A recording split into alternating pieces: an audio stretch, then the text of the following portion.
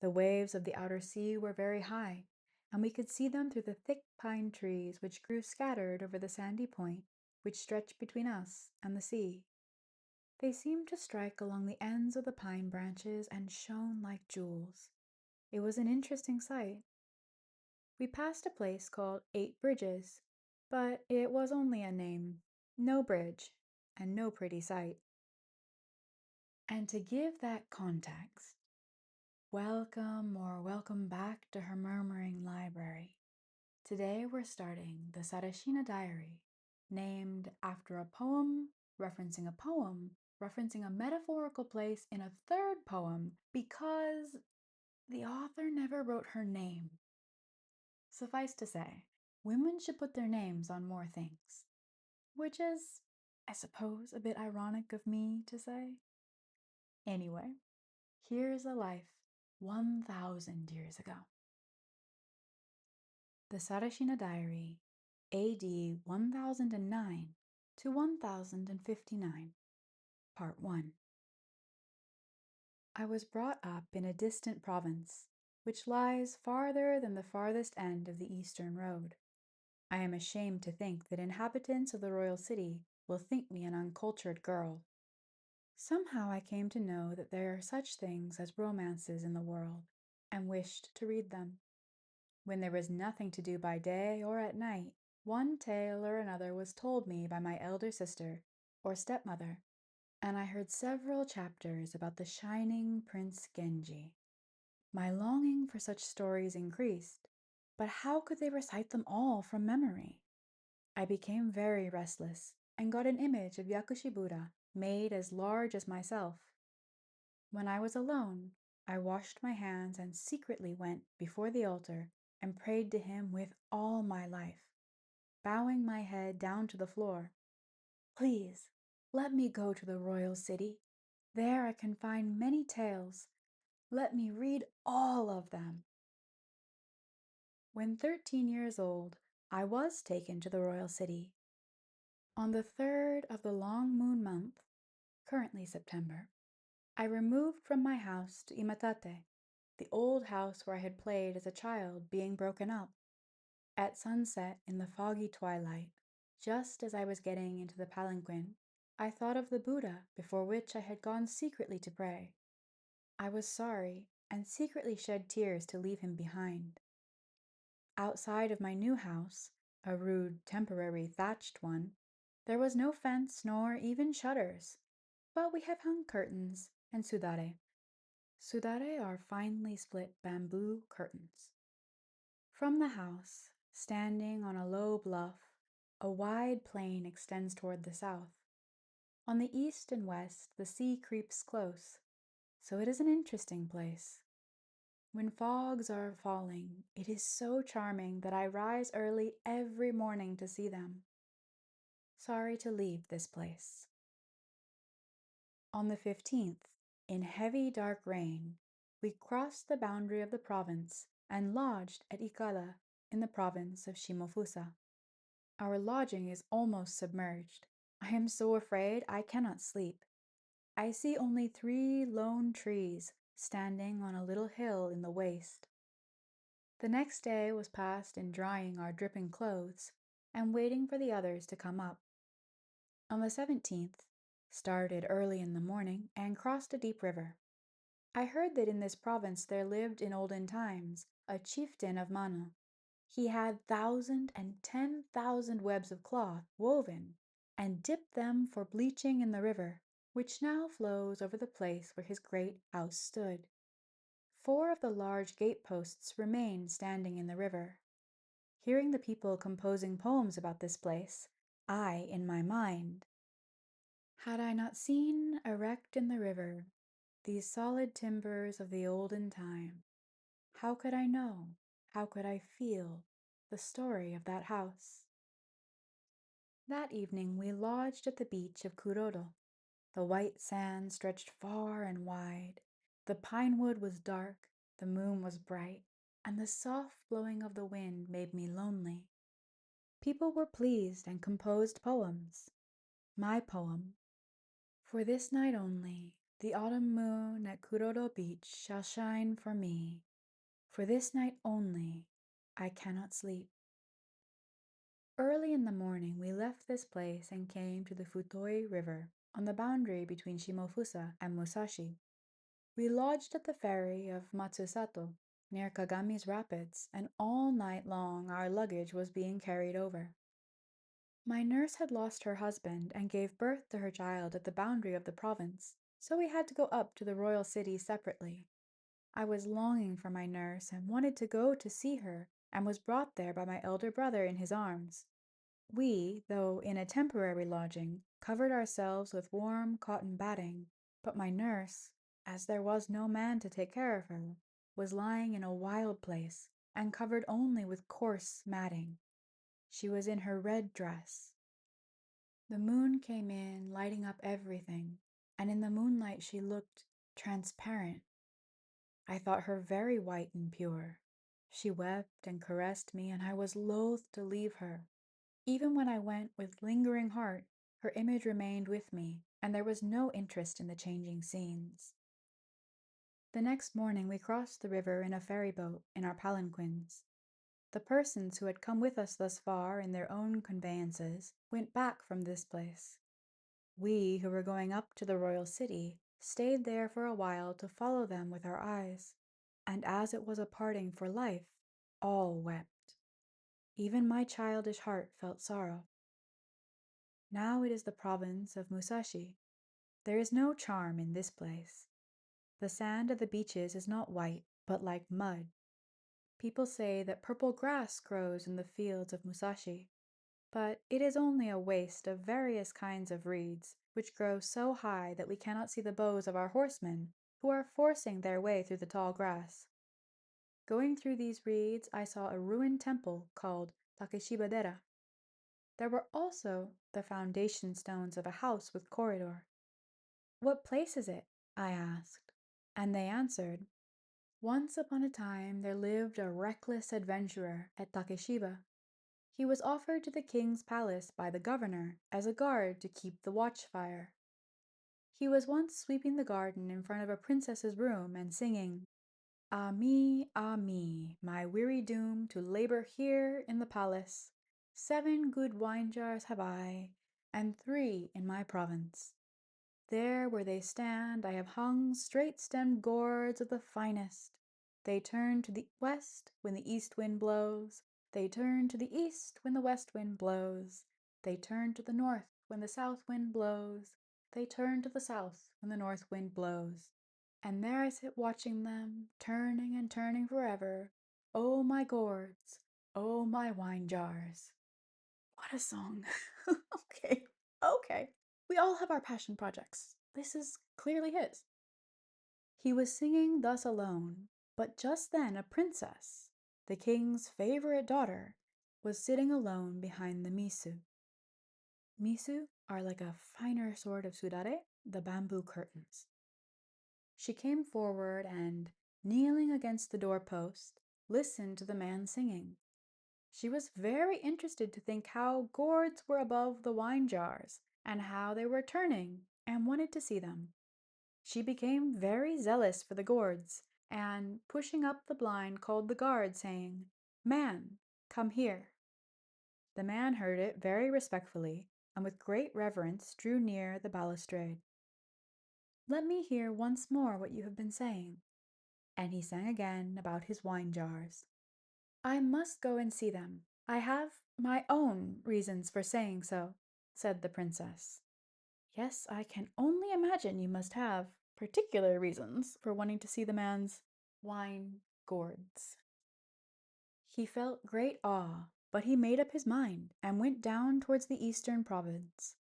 He feared that men would pursue them, and that night, placing the princess on the Seta bridge, broke a part of it away, and bounding over with the princess on his back, arrived at his native place after 7 days and 7 nights' journey. The king and queen were greatly surprised when they found the princess was lost, and began to search for her. Someone said that a king's guard from the province of Musashi, carrying something of exquisite fragrance on his back, had been seen fleeing toward the east. So they sought for the guard, and he was not to be found. The royal government sent messengers to pursue them, but when they got to the Seta Bridge, they found it broken, and they could go no further. In the 3rd month, however, the messengers arrived at Mousashi province and sought for the man.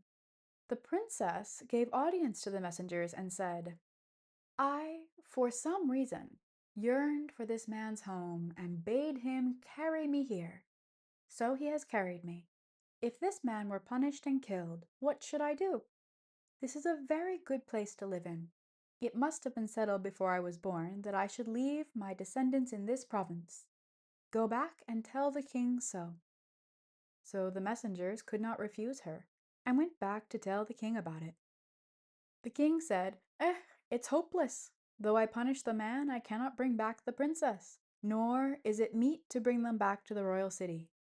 As long as that man of Takeshiba lives, I cannot give Musashi province to him, but I will entrust it to the princess." In this way it happened that a palace was built there in the same style as the royal palace, and the princess was placed there. When she died, they made it into a temple called Takeshiba Dera. The descendants of the princess received the family name of Musashi. After that, the guards of the Watchfire were women. We went through a waste of reeds of various kinds, forcing our way through the tall grass. There is the river Asuda along the border of Musashi and Sagami, where at the ferry Arihara Narihira had composed his famous poem. In the book of his poetical works, the river is called the river Sumida. We crossed it in a boat, and it is the province of Sagami. The mountain range called Nishitomi is like folding screens with good pictures. On the left hand we saw a very beautiful beach with long drawn curves of white waves. There was a place there called Morokoshi Gahara, Chinese field, where sands are wonderfully white. 2 or 3 days we journeyed along that shore. A man said, "In summer pale and deep Japanese pinks bloom there and make the field like brocade. As it is autumn now, we cannot see them." But I saw some pinks scattered about, blooming pitiably. They said, "It is funny that Japanese pinks are blooming in the Chinese field." There is a mountain called Ashigara Hakone, which extends for 10 and more miles, and is covered with thick woods even to its base. We could have only an occasional glimpse of the sky.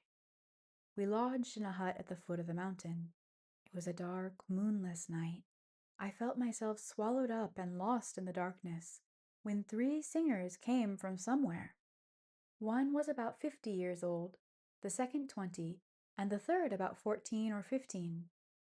We set them down in front of our lodging, and a karakasa, large paper umbrella, was spread for them. My servant lighted a fire so that we saw them. They said that they were the descendants of a famous singer called Kobata. They had very long hair which hung over their foreheads. Their faces were white and clean, and they seemed rather like maids serving in noblemen's families. They had clear, sweet voices, and their beautiful singing seemed to reach the heavens. All were charmed, and taking great interest made them come nearer. Someone said, "The singers of the western provinces are inferior to them." At this the singers closed their songs with the words, "If we are compared with those of Naniwa or Osaka." They were pretty and neatly dressed, with voices of rare beauty, and they were wandering away into this fearful mountain. Even tears came to those eyes which followed them as far as they could be seen, and my childish heart was unwilling to leave this rude shelter, frequented by these singers. Next morning we crossed over the mountain. Words cannot express my fear of spirits and bandits in the midst of it. Clouds rolled beneath our feet. Halfway over there was an open space with a few trees. Here we saw a few leaves of futaba aoi, a sacred plant. People praised it and thought strange that in this mountain so far from the human world was growing such a sacred plant. We met with 3 rivers in the mountain and crossed them with difficulty. That day we stopped at Sekiyama. Now we are in Suruga province. We passed a place called Iwatsubo by the barrier of Yokobashiri. There was an indescribably large square rock through a hole in which very cold water came rushing out. Mount Fuji is in this province. In the province where I was brought up, I saw that mountain far towards the west. It towers up, painted with deep blue and covered with eternal snow. It seems that it wears a dress of deep violet and a white veil over its shoulders. From the little level place of the top, smoke was going up. In the evening we saw burning fires there. The Fuji River comes tumbling down from that mountain, and a man of the province came up to us and told us a story. Once I went on an errand, and it was a very hot day, and I was resting on the bank of the stream when I saw something yellow come floating down. It came to the bank of the river and stuck there. I picked it up and found it to be a scrap of yellow paper with words elegantly written on it in cinnabar. Wondering much, I read it. On the paper was a prophecy of the governors of provinces to be appointed next year. As to this province, there were written the names of 2 governors. I wondered more and more, and drying the paper, kept it. When the day of the announcement came, this paper held no mistake, and the man who became the governor of this province died after 3 months, and the other succeeded him. There are such things. I think that the gods assemble there on that mountain to settle the affairs of each new year. At Kiyomigaseki, where we saw the sea on the left, there were many houses for the keepers of the barriers. Some of the palisades even went into the sea. At Tagonora, waves were high. From there we went along by boat. We went with ease over Numajiri and came to the river Oi. Such a torrent I have never seen. Water, white as if thickened with rice flour, ran fast. I became ill, and now it is the province of Totomi. I had almost lost consciousness when I crossed the mountain pass of Sayo no Nakayama, the middle mountain of the Little Night. I was quite exhausted, so when we came back to the bank of the Tenryu River, we had a temporary dwelling built and passed several days there, and I got better. As the winter was already advanced, the wind from the river blew hard, and it became intolerable. After crossing the river, we went towards the bridge at Hamana. When we had gone down towards the east 4 years earlier for her father's first appointment as governor, there had been a log bridge, but this time we could not find even a trace of it, so we had to cross in a boat. The bridge had been laid across an inland bay. The waves of the outer sea were very high, and we could see them through the thick pine trees which grew scattered over the sandy point which stretched between us and the sea. They seemed to strike along the ends of the pine branches and shone like jewels. It was an interesting sight. We went forward and crossed over Inohana. An unspeakably weary ascent it was, and then came to Takashi Shore of the province of Mikawa. We passed a place called 8 Bridges, but it was only a name, no bridge, and no pretty sight. In the mountain of Futamura, we made our camp under a big persimmon tree. The fruit fell down during the night over our camps, and people picked it up. We passed Mount Miyaji, where we saw red leaves still, although it was the first day of the 10th month. Furious mountain winds in their passing must spare this spot, for red maple leaves are clinging even yet to the branch. There was a fort of If I Can between Mikawa and Owari.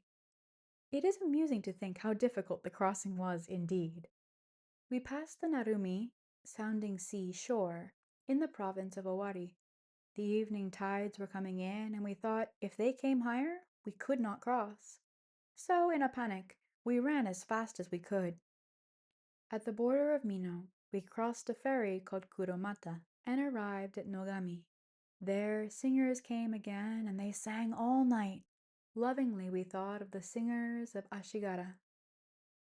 Snow came, and in the storm we passed the barrier at Fuha and over the mountain Atsumi, having no heart to look at beautiful sights. In the province of Omi, we stayed 4 or 5 days in a house at Okinaga. At the foot of Mitsusaka Mountain, light rain fell night and day mixed with hail. It was so melancholy that we left there and passed by Unugami, Kanzaki, and Yasu without receiving any impressions. The lake stretched far and wide, and we caught occasional glimpses of Nadeshima and Shikubushima islands. It was a very pretty sight. We had great difficulty at the bridge of Seta, for it had fallen in. We stopped at Owazu and arrived at the royal city after dark on the second day of the finishing month. When we were near the barrier, I saw the face of a roughly hewn Buddha 16 feet high, which towered over a rude fence. Serene and indifferent to its surroundings, it stood unregarded in this deserted place. But I, passing by, received a message from it. Among so many provinces through which I have passed, the barriers at Kiyomigata and Osaka were far better than the others. It was dark when I arrived at the residence on the west of the Princess of Sanjo's mansion. Our garden was very wide and wild with great, fearful trees, not inferior to those mountains I had come from. I could not feel at home or keep a settled mind. Even then I teased mother into giving me books of stories, after which I had been yearning for many years. Mother sent a messenger with a letter to Imon no Myogu, one of our relatives who served the Princess of Sanjo. She took interest in my strange passion and willingly sent me some excellent manuscripts in the lid of a writing box, saying that these copies had been given her by the princess. My joy knew no bounds, and I read them day and night. I soon began to wish for more, but as I was an utter stranger to the royal city, who would get them for me? My stepmother in this case being used to translate one of her father's other wives, had once been a lady-in-waiting at the court, and she seemed to have been disappointed in something. She had been regretting her marriage, and now she was to leave our home. She beckoned her own child, who was 5 years old, and said, "The time will never come when I shall forget you, dear heart." And pointing to a huge plum tree, which grew close to the eaves, said, "When it is in flower, I shall come back." And she went away. I felt love and pity for her, and while I was secretly weeping, the year too went away. And that's where we'll stop for today. Thank you so much for listening. And if you're enjoying this, you're welcome to join the library and subscribe. I'll be back next week with Sarashina's life in the Imperial City. Until then, be well and remember, well-behaved women seldom make history, so get out there and be wild.